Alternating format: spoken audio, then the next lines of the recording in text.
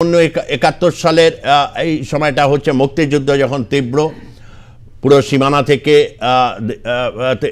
তিনি কভারেজ একের পর এক করেছেন এবং তারপর 16 তারিখ গিয়ে বাংলাদেশে গিয়ে 6 মাস বাংলাদেশের নতুন যে স্বাধীন বাংলাদেশ সেটা তিনি দেখেছিলেন এবং তার অনেকগুলো বই এই ব্যাপারে রয়েছে। বঙ্গবন্ধু থেকে শুরু করে বিভিন্ন বই, প্রায় 125টি বই তিনি লিখেছেন।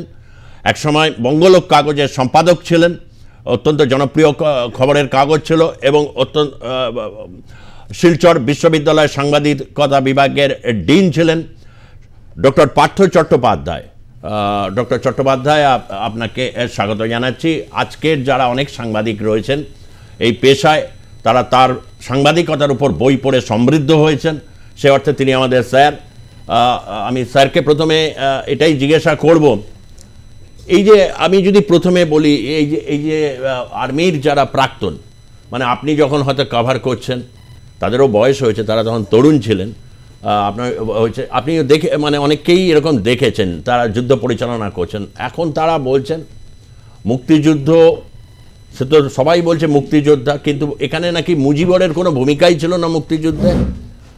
আদবে এটা মুক্তিযুদ্ধ কিনা সেটা রয়েছে এবং শেখ হাসিনা একজন ফ্যাসিস্ট, এই যুক্তি দিয়ে তো 5ই আগস্ট ঘটিয়ে দিয়েছে। এখন বলছে কলকাতা দখল করবে, 4 দিনের মধ্যে কলকাতা দখল করবে। এই সমস্ত কথাগুলোর ভিত্তি কি?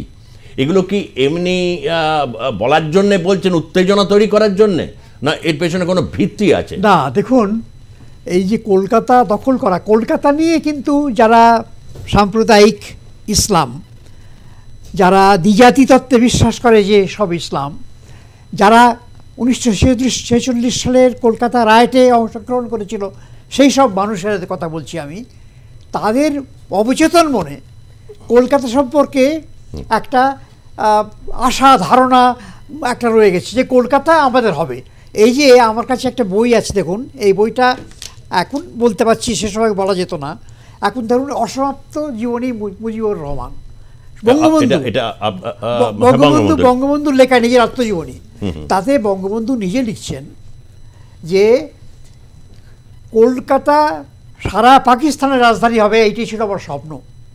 মানে ওনার বলতে সোহরাবর্দীর স্বপ্ন বলাটাই ভালো, কারণ তিনি তার বডিগার্ড ছিলেন। উনি তো প্রথম জীবনে সোহরাবর্দীর একদম ডান হাত ছিলেন এবং 1946 সালের কলকাতায় যে দাঙ্গা হয়, সেই দাঙ্গাতে উনি অংশগ্রহণ করেছিলেন, সে কথা উনি নিজেই লিখেছেন, আমার কথা নয়। আচ্ছা, তো উনি কলকাতা বিশ্ববিদ্যালয়তে মুসলিম লীগের পতাকা উত্তোলন করেছেন, গর্বের সঙ্গে লিখেছেন সেটা। আচ্ছা, কিন্তু সেই মানুষ পাল্টে গেছে, পরবর্তীকালের মুজিবের আগের মুজিবের সঙ্গে কোনো তফাৎ নেই।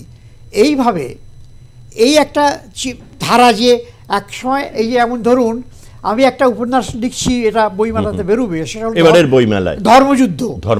এটা হচ্ছে 1204 সালে, মানে অর্থাৎ ত্রয়োদশ শতকের প্রথমে বখতিয়ার উদ্দিন খিলজি এবং যখন সপ্তদশ অশ্বারোহী নিয়ে আর বাংলাদেশ দখল করলেন, লক্ষ্মণাবতী থেকে প্রথমে তো নবদ্বীপ দখল করলেন, সেই সময় তার স্বপ্ন ছিল যে সারা বাংলাকে উনি ইসলামাইজেশন করবেন। তো যাই হোক, সেটা হয়নি, কিন্তু তাহলেও ভারতবর্ষে বাংলাদেশের মেজরিটি তাদের ইসলাম ধর্মে তারা দীক্ষিত করতে পেরেছেন। এটা তাদের ক্রেডিট বলুন, আমাদের দুর্বলতা বলুন, যাই বলুন না কেন, এটা হয়েছে সম্ভব।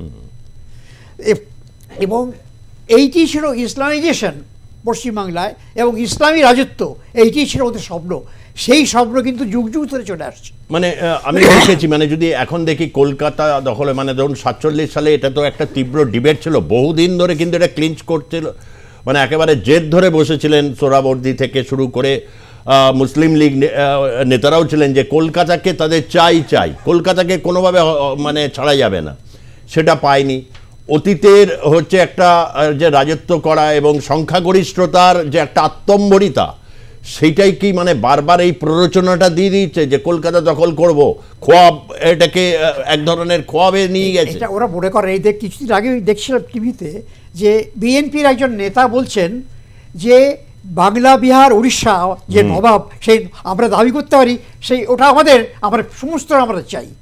তো এখন যেটা হচ্ছে যে ওদের মধ্যে কিছু মানুষের মধ্যে, সবার মধ্যে নয়, কিছু মানুষ তাদের মধ্যে এই ধারণা রয়েছে যে সমস্ত বাংলা হচ্ছে আমাদের, যেমন আমাদের পূর্বপুরুষেরা এর পত্তন করেছে, অর্থাৎ তুর্কি, আফগান, মোগলরা এরা বাংলা শাসন করেছে, আমরা তার উত্তরাধিকারী। আমি মনে করি যদি ব্রিটিশরা না আসতো, 1757 সালে পলাশির যুদ্ধ যদি না হতো, তাহলে কিন্তু আমরা এখনও ওই নবাবের আন্ডারেই থাকতাম। এবং ব্রিটিশ, এটা ইতিহাসের একটা অদ্ভুত পরিবর্তন, ইতিহাসের শিক্ষা বলতে পারেন, যে ইতিহাসটা নিজের পথ ধরে চলে, সে কিন্তু কারোর তোয়াক্কা করে না। সেই ব্রিটিশরা এলো এবং তারপরে যুদ্ধ হলো ব্রিটিশদের বিরুদ্ধে। সেই যুদ্ধে সকলে অংশগ্রহণ করেনি, এবং সেই যুদ্ধ যখন শেষ হয়ে ব্রিটিশরা যখন আমাদের স্বাধীনতা দিতে চেয়েছিল, তখন জিন্নাহ একটা নতুন দাবি তুললেন, দ্বিজাতি তত্ত্ব। এই দ্বিজাতি তত্ত্বের বিষ রন্ধে রন্ধে ঢুকে গিয়েছে কিছু মানুষের মধ্যে, এবং সেই দ্বিজাতি তত্ত্বের বিষই আজকে বাংলাদেশ থেকে হিন্দুদের একটা ক্লিনসিং অপারেশন তাড়িয়ে দেওয়ার একটা চেষ্টা হচ্ছে। সেই সেই এবং আজকের দিনে এইটা মুজিব, পরিবর্তিত মুজিব, যিনি ভাষা আন্দোলনের মধ্য দিয়ে তিনি নতুন দল তৈরি করেছিলেন, এবং ভাষা আন্দোলনের মধ্য দিয়ে বাঙালি জাতীয়তাবাদের সৃষ্টি হয়েছিল, সেই যুগে একটা অনুপ্রেরণা, একটা প্লাবন ইসলামী শাসনের বিরুদ্ধে পাকিস্তানের। আমি নিজের চোখে দেখেছি ঢাকাতে গিয়ে। আমি তো একটা কথা গল্প বলছি শুনুন, যে একদিন আমি ঢাকাতে, মানে আমি বলছি 1971 সালে ঢাকাতে গিয়ে আমি একটা টুপি কিনেছিলাম, কিছুটা জিন্ডা ক্যাপের মতন। এই টুপিটা পরে ওই যেই বেরিয়েছি, আমাকে সমস্ত সাংবাদিকরা আমাকে বলছে যে আপনি এই জিন্নার টুপি আমরা পরিত্যাগ করেছি, আর আপনি সেই টুপি পরছেন, খুলে বেরুন। আমি সেই টুপি খুলে বেরলাম সঙ্গে সঙ্গে।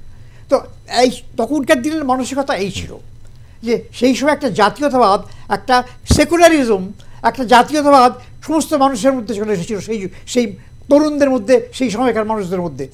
কিন্তু সেটা ছিল কিছু মানুষের। আমি পরবর্তীকালে দেখলাম যে এটা কিন্তু গ্রাম থেকে গ্রামান্তরে সাধারণ মানুষের মধ্যে এটা বিচ্ছুরিত হয়নি। কত মানুষ চলে এসেছেন, ধরুন আজকে যে 99 লক্ষ উদ্বাস্তু চলে এসেছেন, অধিকাংশ সেটা হিন্দু, তাদের উৎপীড়নে তারা চলে এসেছেন, কিন্তু ইনট্যাক্ট ছিল সব। কি যারা আওয়ামী লীগ করতেন, সেই মানুষরা, স্বাধীনতাকামী মানুষেরা, তারা চলে এসেছেন, তারা উৎপীড়িত হয়েছেন, নির্যাতিত হয়েছেন, তাদের মেরে ফেলেছে খানসেনারা, তারা চলে এসেছেন ইন্ডিয়াতে। কিন্তু অসংখ্য লোক তারা সেখানে থেকে গেছে। কারা থেকে গেছে? যাদের হাসিনা রাজাকার বলেছিলেন, সেই রাজাকাররা, আমি যে সময় যাই দেখলাম রাজাকারদের বিরুদ্ধে তারা তখন লড়াই করছে, রাজাকারদের খুঁজে খুঁজে বার করছে, তাদের মারছে। তো সেই রাজাকারদের, আজকে সেই রাজাকাররাই, তাদের যে বংশধররা, তারাই কিন্তু আজকে রুল করছে। এখানে কিছু সাধারণ মানুষের কিছু করার নেই।